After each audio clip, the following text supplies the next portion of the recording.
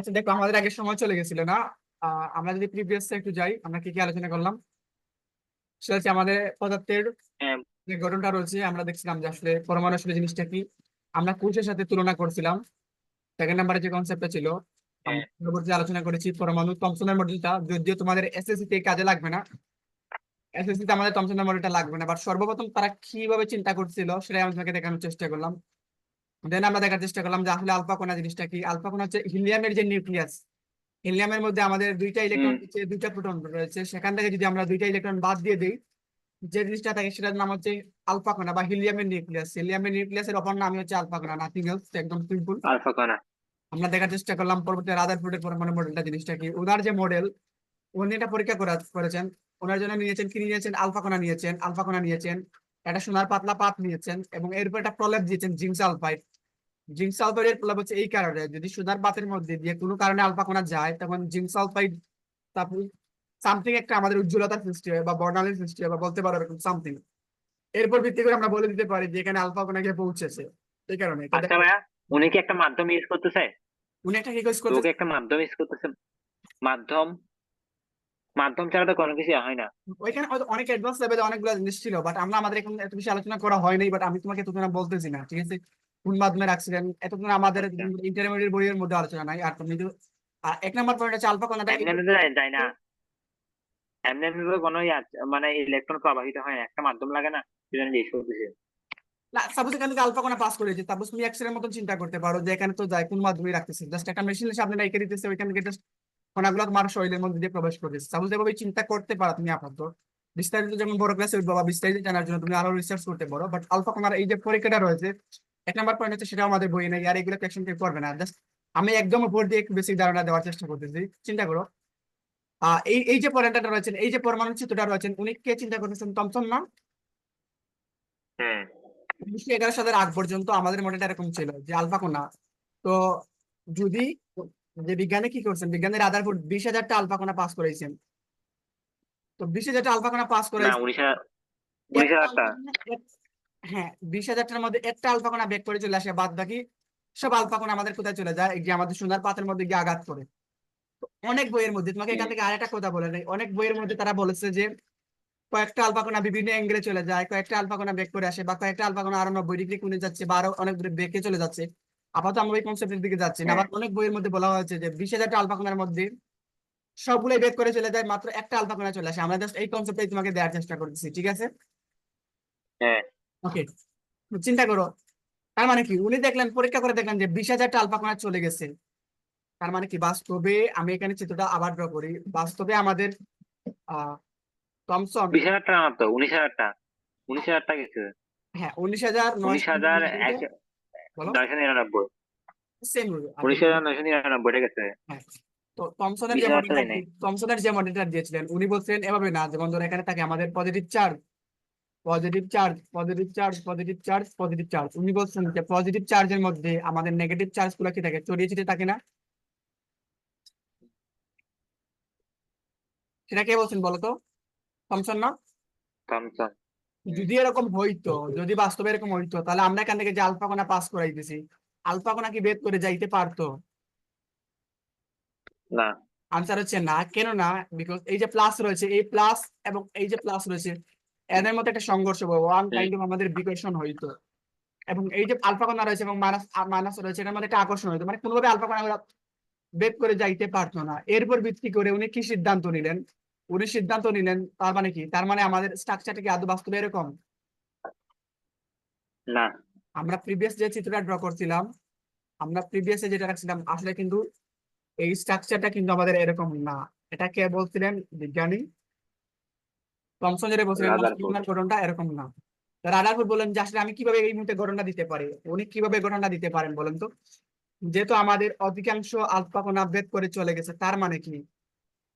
তার মানে কি আমরা বলতে পারি যে পরমাণুর অধিকাংশ স্থান ফাঁকা? হ্যাঁ। পরমাণুর অধিকাংশ স্থান ফাঁকা। কেন ফাঁকা? যদি আচ্ছা ভাই, অধিকাংশ, ফাঁকা তো ঠিক আছে, কিন্তু হ্যাঁ বলো। এখানের মধ্যে তো নেগেটিভ চার্জ আছে না? হ্যাঁ, আমি একটা একটা করে তোমার নেগেটিভ পরমাণুর চার্জ মধ্যে। এবং পজিটিভ চার্জের কনসেপ্টের দিকে যাইতেছি, কয়টা নেগেটিভ চার্জ থাকতে পারে সেটা আমরা দিকে যাইতেছি। এটা নিয়ে কোনো চিন্তা করি না, তোমার কোনো প্রশ্ন থেকে আমরা স্কিপ করবো না। এই বিশ্বাসটা তুমি আমার উপর রাখতে পারো। আমি জাস্ট তোমাকে একদম শুরু থেকে আসতেছি, ওই সময় কিভাবে তারা চিন্তা করতেছিল স্টেপ বাই স্টেপ একটু ধারণা দেওয়ার চেষ্টা করতেছি। এবং চিন্তা করে মাঝখান থেকে একটা আলফা কোণা বেঁকে চলে আসছে না। হুম। হ্যালো, হ্যাঁ, মাঝখান থেকে শুনছি একটা ভাই। মাঝখান থেকে কখন চলে আসবে যদি মাঝখানে পজিটিভ চার্জের কোনো জিনিস থাকে। প্লিজ ডোন্ট আস্ক মি, একটু আগে তুমি কোয়েশ্চেন করছিলে যেখানে পজিটিভ চার্জ কয়টা থাকবে। দেখো আমি এখানে তোমার যে কোয়েশ্চেনটা আসলে আমি সেই কোয়েশ্চেনটা এখন আনসারটা দিতেছি। আমি এখানে একটা প্লাস ড্র করতেছি, তার মানে এখানে এই না যেখানে একটা প্লাস আছে আমি ধরে নিতেছি, এজাম্পশন করে নিতেছি মাঝখানে প্লাস চার্জের কি আছে। ঠাকুরাই আছে। তারপর আমরা এটা জেনে আলফা রাদারফোর্ডের নিউক্লিয়াস। মডেলটা জেনে একদম সঠিক তাও তো বিষয় না, এর মধ্যে অনেক সীমাবদ্ধতা রয়েছে। মাঝখানে প্লাস চার্জের তোমরা কোনো জিনিস আছে, যদি প্লাস চার্জের কোনো জিনিস না থাকে, প্লিজ তুমি একটু আগে কোয়েশ্চেন করছো এখানে একটা প্লাস চার্জ থাকতে পারে, আমি একটা মাত্র ড্র করেছি, জাস্ট এজাম্পশন করে নিতেছি এক প্লাস চার্জের কিছু আছে। যদি প্লাস চার্জের কিছু না থাকতো তাহলে আলফা কণা কি বেক করে চলে আসতো কেন? আমরা আলফা কণার চার্জ কি জানি? না। আলফা কণার চার্জ আমরা পজিটিভ জানি না। হুম। আলফা কণার চার্জ হচ্ছে আমাদের পজিটিভ, বা হিলিয়াম যার চার্জ হচ্ছে আমাদের পজিটিভ, তার মানে কি মাঝখানে প্লাস চার্জের কিছু আছে। কোনো কোয়েশ্চেন থাকলে প্লিজ বলার চেষ্টা করো। আচ্ছা ভাই, ইয়া, বলো। এখানে আমি 2+ দিছেন যে, এখানে হ্যাঁ, কি সবসময় কি দুইটা দুইটা করে যাবে ইলেকট্রন? আচ্ছা মানে আমি প্লাস প্লাস চার্জ কি দুইটা করে যাবে একসাথে? এখানের কথা কথা বলতেছো, এই যে আমি ইলিয়ামের কথা বলতেছো, ইলিয়ামের। হ্যাঁ, হিলিয়ামে আলফা কণা বলতেছেন, আলফা কণার থেকে চার্জ যাচ্ছে বলতেছেন ওকে না? বস, আমি ওই এই প্লাস জিনিসটা চার্জ আপাতত এখান থেকে কি দুইটা একসাথে যাবে নাকি একটা একটা একটা প্লাস চার্জ যাবে? আপাতত জাস্ট আমি এই জিনিসটা বুঝিয়ে দিয়েছি, আপাতত মাথায় রাখার চেষ্টা করো। আর কোনো কনসেপ্ট রয়েছে আমি এখানে এগুলো এই কনসেপ্ট গুলো এখন পর্যন্ত যাই নাই, আপাতত মাথায় রাখার চেষ্টা করো আলফা কোণার চার্জ হচ্ছে আমাদের পজিটিভ। দুইটা থাকুক তিনটা থাকুক বা চার্জ যেত থাকুক আমাদের কোনো সমস্যা নেই, পজিটিভ চার্জ। মাঝখানে আমি এগুলো তোমার প্রশ্নগুলো দিয়ে আসতেছি, মাঝখানে প্লাস চার্জের কোনো জিনিস আছে বিধায় বাধা দিয়েছিল। দেখো আমরা রাদারফোর্ডের হুম। পরমাণু মডেলটা বলতো কিভাবে বলতে পারি, পরমাণু এক নম্বর পয়েন্ট হচ্ছে পরমাণুর অধিকাংশ স্থান কি ফাঁকা না। হুম। দুই নম্বর আমরা কি বলতে পারি, মাঝখানে পজিটিভ চার্জের একটা জিনিস রয়েছে, মাঝখানে একটা কেন্দ্র রয়েছে না। হ্যাঁ, কেন্দ্র। এই কেন্দ্রের মধ্যে কখন সৃষ্টি বলো, কোন ধরনের চার্জ সাধারণত থাকার কথা, পজিটিভ চার্জ থাকার কথা না। হ্যাঁ। ওই পজিটিভ চার্জের কি নাম দেওয়া হয়েছে বলতো, তারা নিউক্লিয়াস নাম দেওয়া হয়েছে, ঠিক আছে? বুঝো নাই না?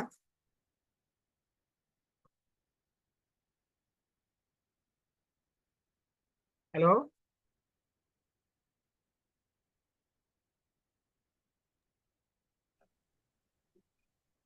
শোনা যাচ্ছে? খুব সোজা নেবে। হ্যাঁ, সাপোজ চিন্তা করো আমাদের একটা এখন কি শোনা রয়েছে, যাচ্ছে?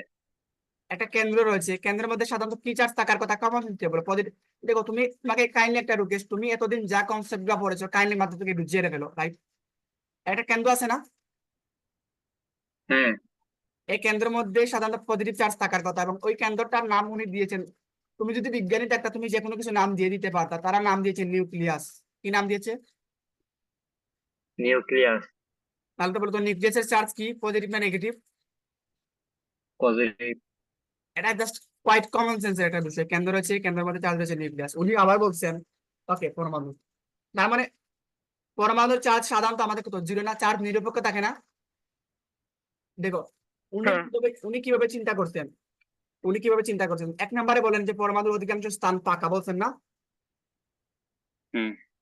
দুই নম্বর বলছে কেন্দ্রের মধ্যে থাকে কি আমাদের, কেন্দ্রের মধ্যে থাকে আমাদের প্লাস চার্জ, তাহলে মাইনাস চার্জ গুলো কোথায় থাকবে বলো তো, মাইনাস চার্জ গুলো কোথায় থাকবে উনি চিন্তা করে বললেন।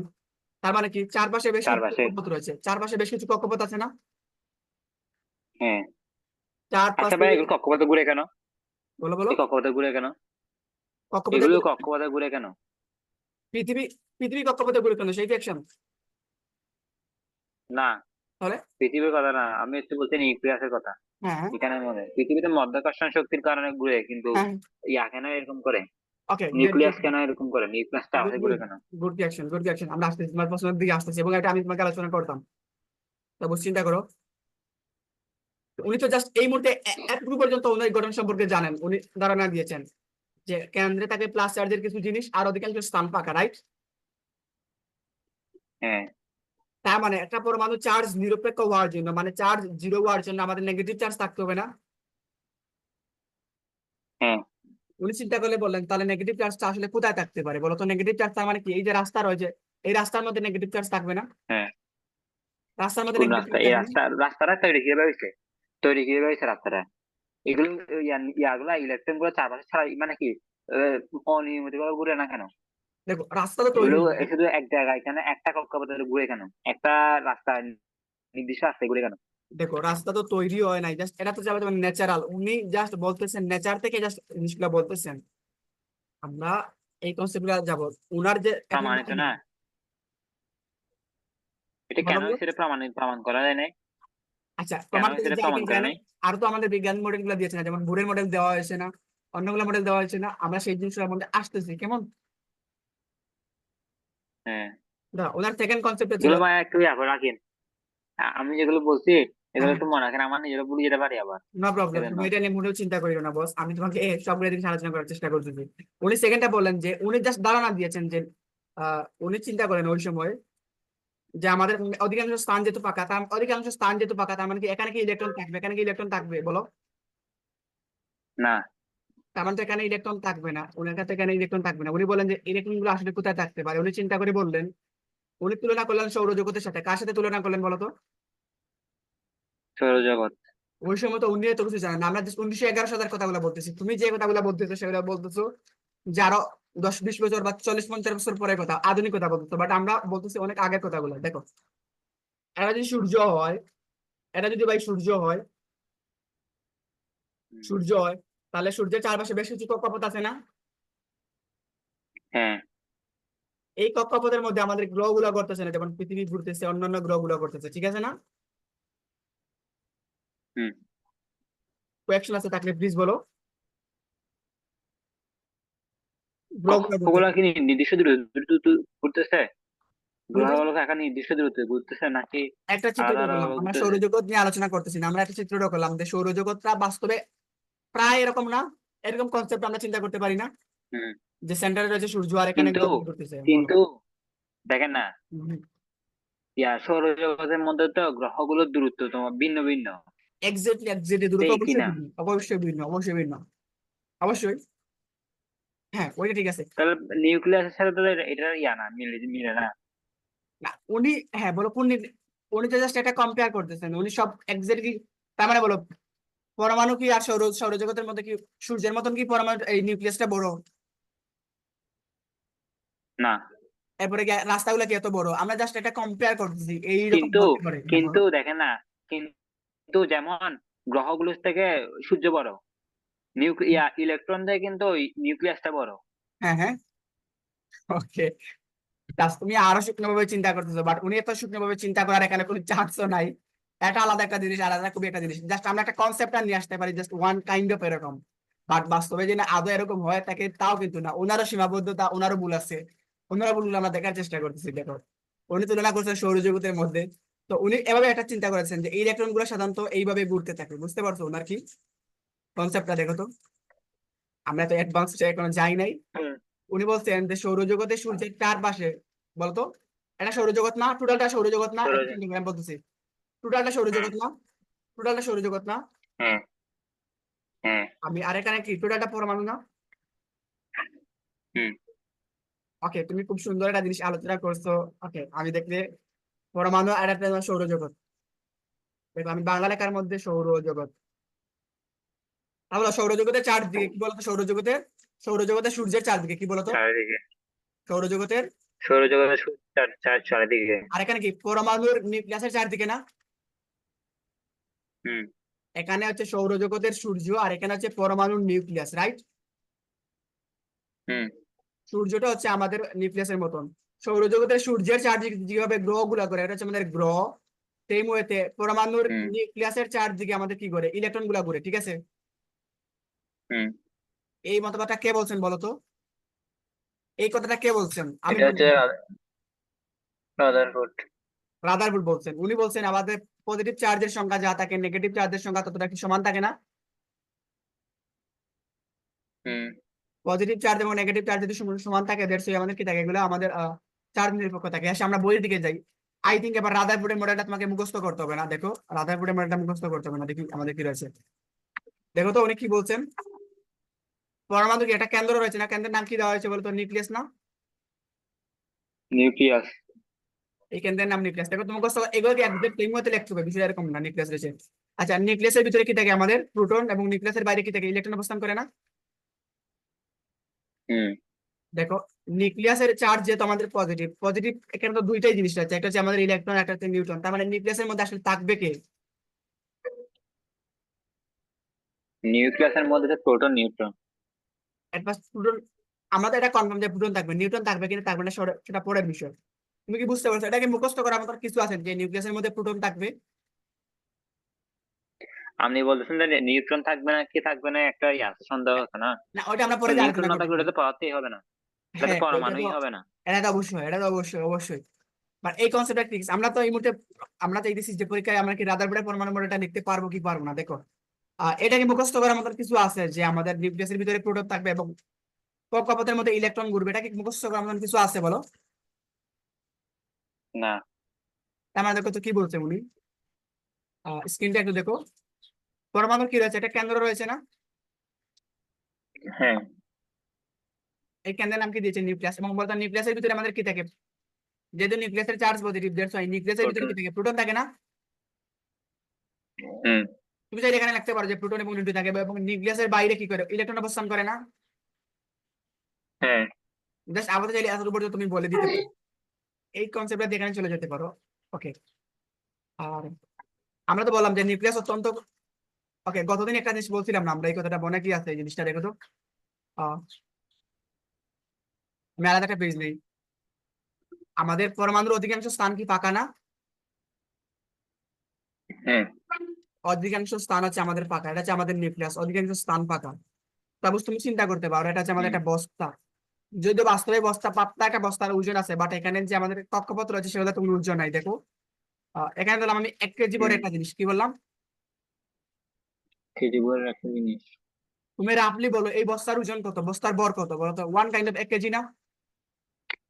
হ্যাঁ, 1 কেজি প্রায়। তুমি বলো, তুমি কি এই বস্তার ওজনটাকে ধরতেছো? না, হ্যাঁ ধরতেছি তো, প্রায় মানে কি সামথিং, না সামথিং ধরতেছে। হ্যাঁ, 1 কেজি তুলনায় খুবই অল্প, দেড়শো আমরা ইগনোর করতেছি। ওকে, সেম হতে এখানে পরমাণুর যেহেতু অধিকাংশ স্থান ফাঁকা, পরমাণুর কি অধিকাংশ স্থান ফাঁকা না? আমরা বলছিলাম এটা যদি একটা ফুটবল খেলার মাঠ, এলো, হ্যাঁ শুনতেছি ভাই। সাপোজ ফুটবল খেলার মাঠ না, ঠিক আমি বললাম ক্রিকেট খেলার মাঠ। ক্রিকেট খেলার মাঠ বাস্তবে দেখতে এরকম না? এরকম না। গোলাকার না? প্রায় তো গোলাকার, রাইট? না, কিরকম? এক সময় এক এক রকম হয়। ওকে ওকে বস। আমরা এক বললাম সময় এটা এক রকম হয়। আমরা বললাম এটা ক্রিকেট খেলার মাঠ। তো এই যে একটা মাঠ রয়েছে, মাঠের মধ্যে হ্যাঁ, যদি একটা মোটর দানা রাখি, মোটর দানা তো মনে বুঝি যেমন ধরো চুলা বা মোটর বা শিমের বিজি সামথিং। এটা বলছিলেন তো, এটা হ্যাঁ, বলছিলেন তো। এক্স্যাক্টলি। ওইটাকে আমাদের নিউক্লিয়াস ধরতে বলছেন, আর চারপাশে যেগুলো আছে সেগুলো ফাঁকা স্থান ধরতে বলছেন তো, আমি জানি। আমাদের যে মুক্তার মালাগুলো রয়েছে কাকে বলছিলেন? এক্স্যাক্টলি, যে তসবি রয়েছে বা মুক্তার মালা একটা এরকম, একটা এরকম একটা সিমের বেশি রাখতে বলছেন যে, হ্যাঁ, সিমের বেশি। বাস্তবে কিন্তু কম্পারিজনটা এরকম। মাঠটাকে ধরো তুমি পরমাণু হিসাবে, মাঠটাকে ধরো পরমাণু হিসাবে। হ্যাঁ। আর এই যে মুক্তার মালার যে প্রতিটা রয়েছে, আর যে আমাদের যে মোটর দানা রয়েছে সেটাকে তুমি চিন্তা করো এজ কি হিসাবে? নিউক্লিয়াস হিসাবে, ঠিক আছে? ভাইয়া 5টা মিনিট একটু। ওকে, ঠিক আছে। ঠিক আছে, আমি স্টপ করতেছি। আমরা যে জিনিসটা বলতেছিলাম আমরা জিনিসটা বলতেছিলাম যে এটা যদি আমাদের একটা পরমাণু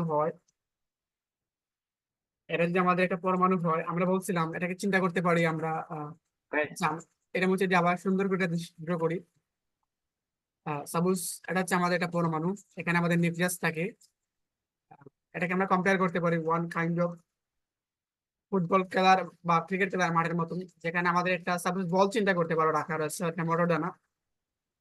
আর সাধারণত মোটর দানাই এই যে আকৃতিটা, এই যে স্ট্রাকচারটা বা একটা মাঠের মতন চিন্তা করলে পরমাণুর তুলনায় নিউক্লিয়াসের আকারটা এত ছোট, অথবা নিউক্লিয়াসের তুলনায় পরমাণুর যে আকারটা রয়েছে বা সাইজটা রয়েছে এত বড়। তার মানে আমি এই এক্সাম্পলটা দেওয়ার হ্যালো। মাধ্যমে, হ্যাঁ শোনা যাচ্ছে আমার কথাগুলো?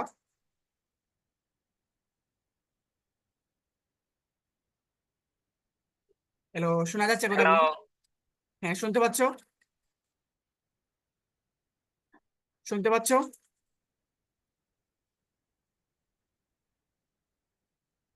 ভাই শুনতেছেন? হ্যাঁ হ্যাঁ, শুনতে পাচ্ছি, তুমি শুনতে পাচ্ছ?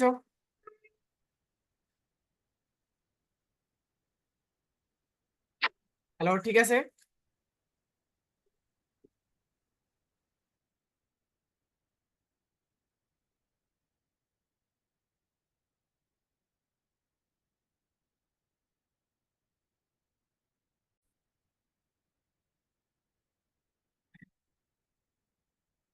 আচ্ছা, আমাদের এখানে টাইমটা প্রায় শেষ এবং আমরা নতুন একটা পার্ট আজকে আসলে শুরু করতেছি। আহ আমরা পরবর্তী টপিকগুলো নিয়ে পরবর্তীতে ভিডিওতে পার্ট ফর নেক্সট পার্টে আলোচনা করতেছি। এখানে রেকর্ড করা যাবে না, আমি এই মুহূর্তে রেকর্ডটা স্টপ করে দিতেছি।